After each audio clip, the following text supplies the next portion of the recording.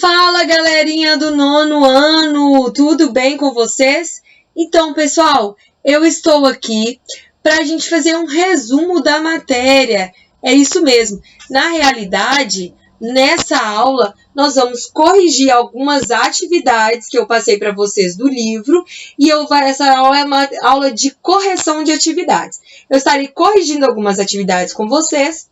E durante o período da correção, eu estarei relembrando aí a matéria. Então, vem comigo corrigir a matéria, assista até o final, mesmo que você saiba que você acertou, porque eu vou relembrar alguma coisa da matéria no meio dessa correção aí.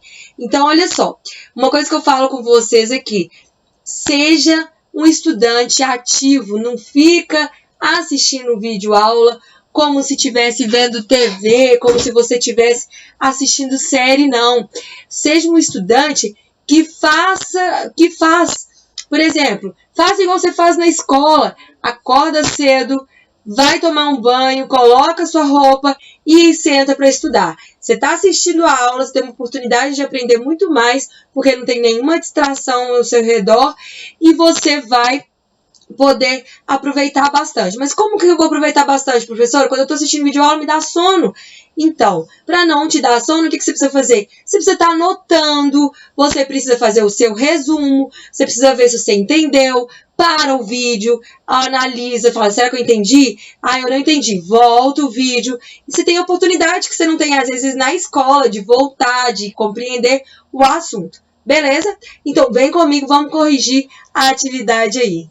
Fala, galera, então, nós vamos começar uma correção de atividades aí, e nessa correção eu escolhi algumas questões que são questões aí que são parecidas, então eu peguei algumas questões do livro, são atividades do livro, e tem muitas questões parecidas, então eu peguei uma de cada para corrigir com vocês aqui nesse vídeo, beleza? Então vamos lá.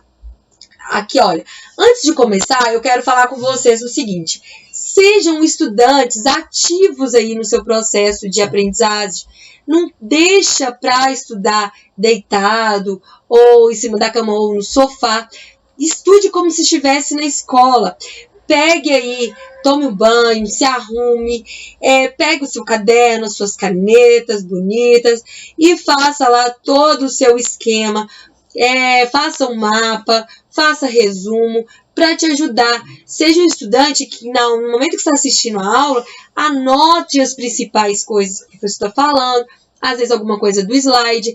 Então, nesse exercício aqui, eu vou estar corrigindo a atividade. Então, você já fez esse exercício, obviamente, então você vai pegar e corrigir aí junto comigo. Mas as outras aulas que serão enviadas aí para vocês, pegue a nota, faz o seu próprio resumo, volta se você não compreender. É uma oportunidade que você tem aí de estudar de uma forma diferente se você nunca estudou em casa. Mas pode ser que seja difícil no início, porque tudo que é novo pra gente é muito difícil, mas veja como oportunidade de aprender a estudar em casa, que às vezes se você não tinha esse costume, você uma hora ou outra, eu sei que você vai precisar estudar em casa, você já tem aí esse costume agora meio que obrigado a estudar em casa, mas você agora pode estudar em casa. Então, a gente aguarda vocês, mas agora com outro costume, o costume de estudar além da escola, estudar também em casa. Então, já comece a estudar em casa da forma correta mesmo, com seus livros, escrevendo, anotando, para não te dar sono, porque a videoaula costuma dar sono se você ficar assistindo como se estivesse assistindo série, tá? Então, vamos passar então para... É o seguinte, pessoal, nós vamos começar a fazer aí uma série de correções. Só que para ajudar a gente nessa série de correções, nada melhor do que aqueles que entendem de química. Quem entende de química aí são os nossos alunos aí da química. A gente tem uns alunos diferentes aí na química. A gente tem o triângulo, a gente tem o círculo e a gente tem o fininho, o fininho, um eu coloquei o nome de triângulo, outro de círculo e o outro de fininho. Podia ser palitinho também, mas é só para a gente ilustrar aí a nossa correção de atividades. Bom, Considere o diagrama de fase de uma substância qualquer. Esse é o diagrama de fases de uma substância qualquer. Está aí abaixo para vocês. Esse diagrama de fase é o que você vai considerar. Você aprendeu a ler diagrama de fases aí na nossa live, que eu ensinei para vocês como que você interpreta, como que você olha, o que é um diagrama de fase. Os três estão querendo falar. Os três estão sabendo demais. Então, vamos lá. Quem vai ser o primeiro a responder? Letra A. Qual o estado físico da substância nos pontos A, B e D? Quem vai responder? É a bolinha lá, o círculo. Letra A, sólido. Então, a gente observa nesse diagrama de fases que tudo que está ali nessa região onde tem A está no estado sólido.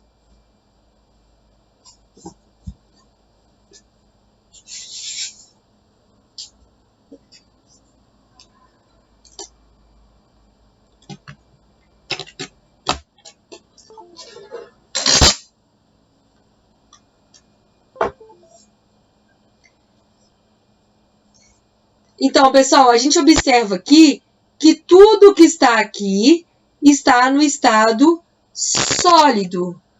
E a gente tem o que está aqui, ó, no estado líquido. E o que está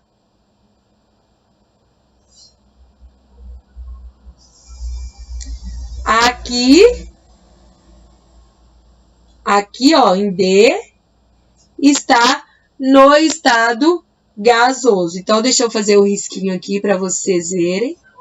Aqui, no estado gasoso. Beleza? Aqui, pessoal, olha, esse ponto T é o ponto, eu até risquei demais.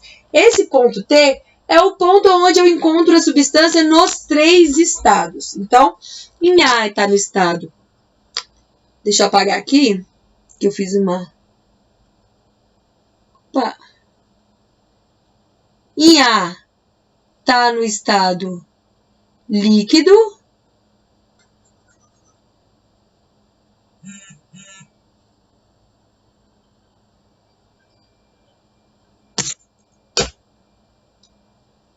Vamos lá.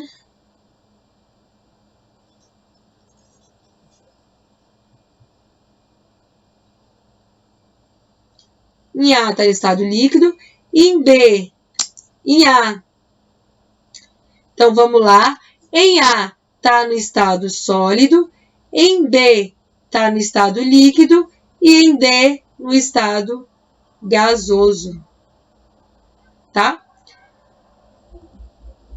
Se a substância estiver inicialmente no ponto D, qual transformação física ocorre se ela passar para o ponto E? Então, ela está aqui no ponto D, no estado gasoso. Se ela for para o ponto E, ela vai passar do gás para o líquido. Se ela passar do gás para o líquido, é condensação.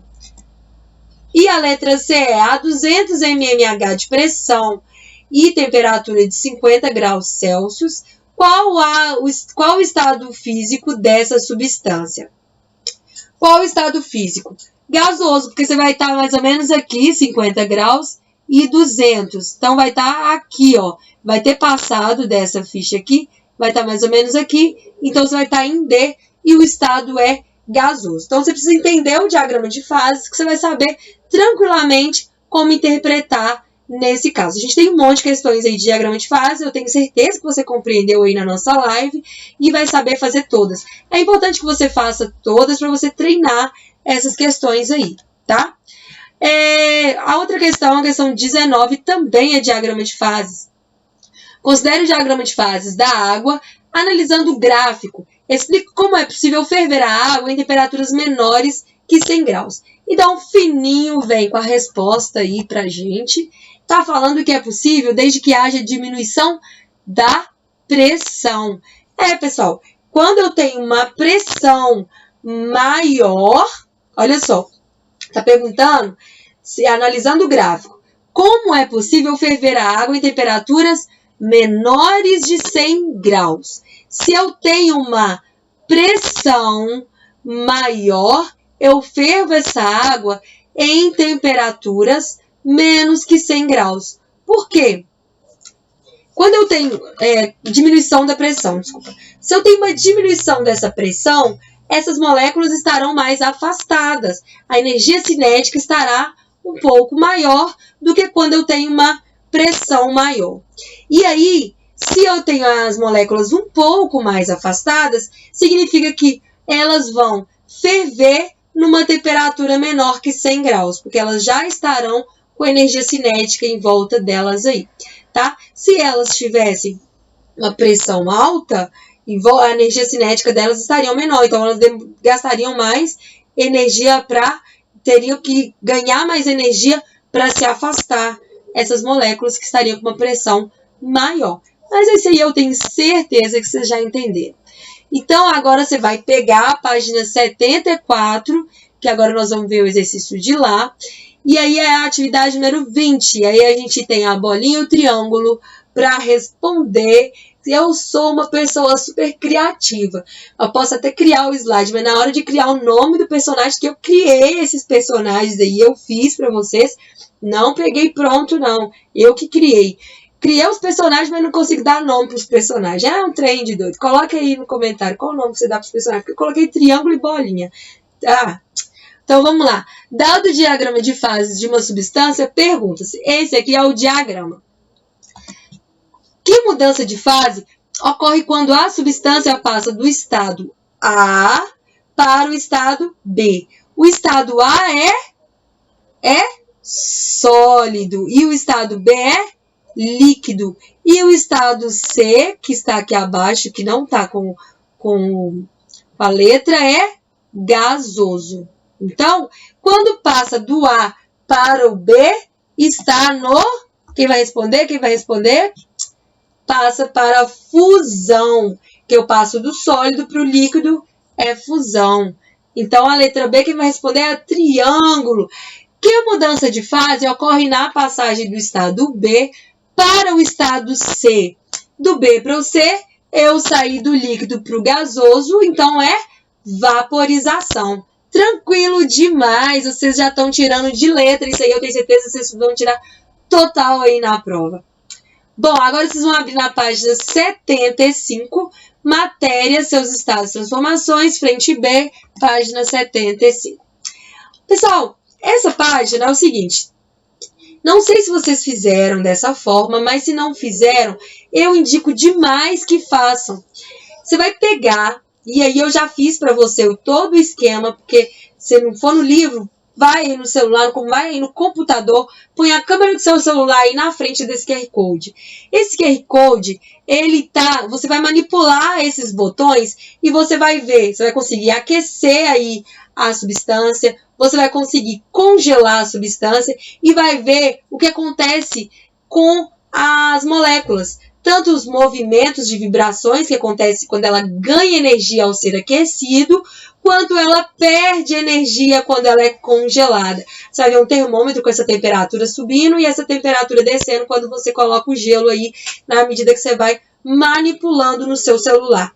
E aí você vai entender a diferença das moléculas. Você vai ver H2O, três átomos ligados, você vai ver oxigênio, 2 átomos de oxigênio aí ligados, O2, e aí você vai ver o neônio também, e aí você vai ver como que essas moléculas se distribuem, como que elas ficam, qual que é a diferença. Por exemplo, você vai ver a água no estado sólido, e você vai ver o oxigênio no estado sólido também, você vai ver o neônio no estado sólido, e você vai poder aquecer e congelar essas substâncias e ver o que acontece. E aí você vai formular o que acontece com a energia, com as vibrações, a energia rotacional e translacional, vai formular um parágrafo explicando, porque você vai ter a sua experiência ao fazer a manipulação aí nesse simulador, que é muito interessante. Quando você fizer isso, eu tenho certeza que vai te ajudar bastante aí nessa matéria.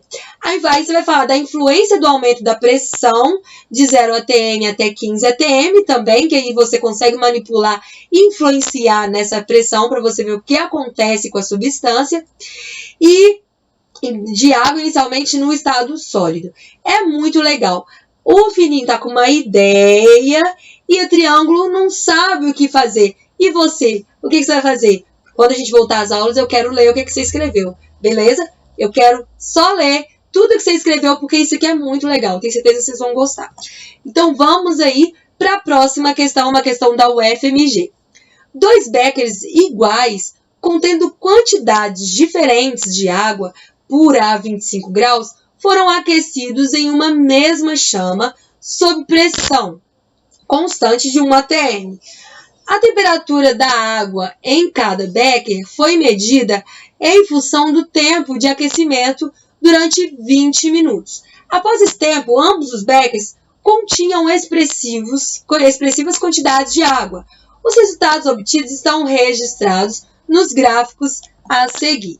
E aí você está vendo desse lado o becker A e aqui o becker B. E você está vendo os resultados. A letra A está falando, indique o valor das temperaturas TA e TB e justifique sua resposta. Aí quem vai responder é o fininho, o palito, eu não sei o que aí para nós. TA e TB são iguais a 100 graus. Por que são iguais a 100 graus? Pois a temperatura de ebulição de um composto depende somente da pressão do local onde o experimento foi realizado, que é 1 atm. Então, a gente observa que essa temperatura ela não mudou, é 1 atm, é a mesma temperatura. E do grau de pureza, que nesse caso é a água. Então, é água pura. Então, não tem nada que vai influenciar aí nessa temperatura de ebulição. Tá, eu sei que você está fazendo outra pergunta aí, mas ela já vai vir aqui. Bom, indique o becker que contém maior quantidade de água, justifique sua resposta. A gente já falou na questão anterior que a temperatura de ebulição é a mesma, é 100 graus, que tá todas aí a 1 atm. Então, por que uma vai demorar mais do que a outra para ferver? Bom, como a fonte de calor ela é a mesma para os 2 beckers, pode-se concluir que o becker B ele possui maior quantidade de água contida nele. Começa a entrar em ebulição depois da amostra contida no becker A. Para se calcular a massa de água presente no becker B, você pode fazer uma proporção. Mas quando a gente observa o gráfico, a gente já analisa e vê que o becker B tem mais água, porque ele vai começar a entrar em ebulição bem depois que o becker A. Então, por exemplo, você pega aí como se fosse 200 gramas de água, que demorou 10 minutos para entrar em ebulição. E X, que você não sabe a quantidade, 15 minutos para entrar em ebulição. Então, X vai dar X vezes 10, 10X, 200 vezes 15, no final você vai ter 300 gramas de água para X, que no caso é B. Então, pessoal, aí você consegue perceber que quanto mais tempo se passa, essa fórmula é só para te mostrar que quanto mais tempo se passa, significa se eu continuo com uma temperatura, se eu estou jogando a mesma fonte de calor e estou a mesma pressão atmosférica, quando passou muito tempo, é porque, se passou mais tempo, é porque tinha uma maior quantidade de massa. Se trata da mesma substância, é porque a massa era maior, então ia demorar mais tempo aí para entrar em ebulição. E a letra C. Caso a temperatura dos beckers continuasse a ser anotada até a vaporização total da água, indique qual dos 2 gráficos apresentaria um patamar maior. Justifique sua resposta, que vai responder é o círculo. O gráfico B, pois ele apresenta maior quantidade de água, o que implica em maior tempo para que ocorra a mudança de fase. Então, a resposta é, qual apresentaria um patamar maior? Ou seja, o patamar ali é o que vai aumentar aqui. Então, o que vai vir e demorar para... o que vai conseguir ter um patamar maior para evaporar será o B. Esse aqui não, esse aqui vai evaporar bem mais rápido. Então, o patamar dele vai ser menor. Entenderam essa questão do patamar?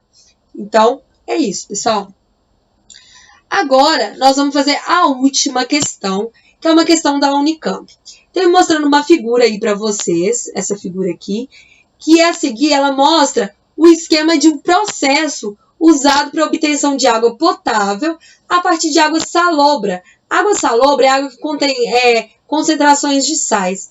Esse aparelho ele é improvisado, ele é usado nas regiões desérticas da Austrália. Então, regiões que quase não têm água, que tem uma alternativa, e qual seria uma alternativa para não morrer de sede, é usado um tipo de aparelho assim, que pega a água salobra, a água com sal, para poder transformar ela numa água que é própria para consumo, que a água salobra não é. Mas como que isso é feito? A primeira, a gente vai responder a letra A, que mudanças do estado ocorrem com a água dentro do aparelho.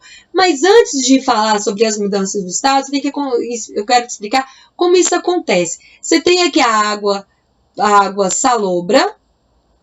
Essa água salobra, com a energia solar aqui, o que vai acontecer? Ela vai evaporar.